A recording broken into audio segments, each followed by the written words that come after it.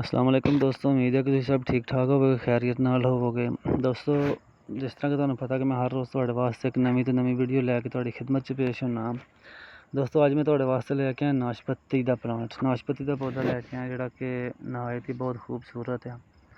ते नाशपती तो इस टाइम मैनूं नहीं लगी, खाली पौधा वा। खाली पौधा तुहानूं दिखा रहा, खाली पौधे की पहचान करा रहा। दोस्तों ये नाशपती का पौधा माशाल्लाह बहुत प्यारा लग रहा। दोस्तों नाशपती का पौधा ना सिर्फ फलदार आ बल्कि बहुत खूबसूरत हुंदा ते इहदा फल भी बड़ा मिठा रसीला हुंदा।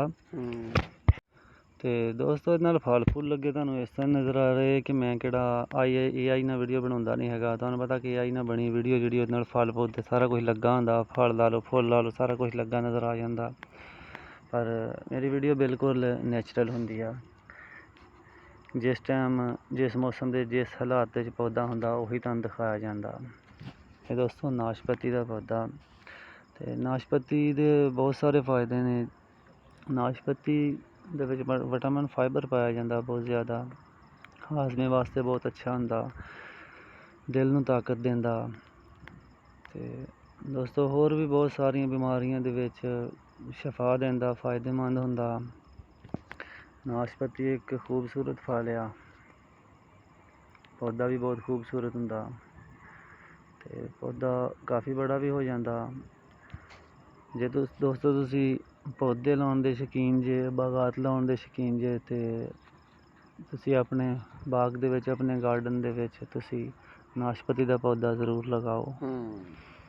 ते आ एक हरामदा जिहड़ा मेरे लागे बोली जान डिया ते वीडियो नहीं बनाउण देन डिया चज नाल। बहरहाल मैं बनावांगा इंशाअल्लाह तुहाडे वास्ते। ते दोस्तों चैनल नूं लाइक सबसक्राइब कर लिया करो, वीडियो नूं लाइक कर लिया करो, चैनल सबसक्राइब कर लिया करो, शेयर कर दिया करो, ताकि मज़ीद अच्छी वीडियो मैं तुहाडे वास्ते लैके आंदा रवां, तुहाडे तक पहुँचदियां रहन।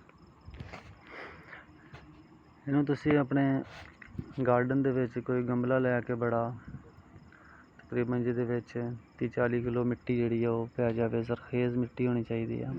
ते धुप्प दे विच बड़ी अच्छी पैदावार हुंदी एहदी, बड़ा अच्छा वधदा फुलदा।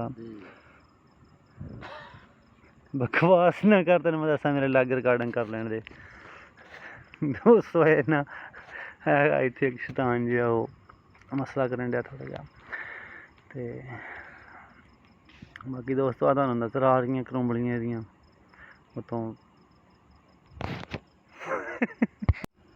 ते दोस्तों कमेंट दे विच अपनी राय जरूर दिया करो कि तुहानूं किस किस पौधे का शौक है, फलदार पौधे तुसी लगाए या नहीं लगाए, तुहाडे बाग च हैगे या नहीं, किस किस पौधे का शौक आ। ते इंशाअल्लाह इहदे नाल ही वीडियो खत्म हुंदी ते अगली वीडियो च इंशाअल्लाह फिर हाज़र होवांगे। ते उन्नी देर वास्ते खुदा हाफिज़।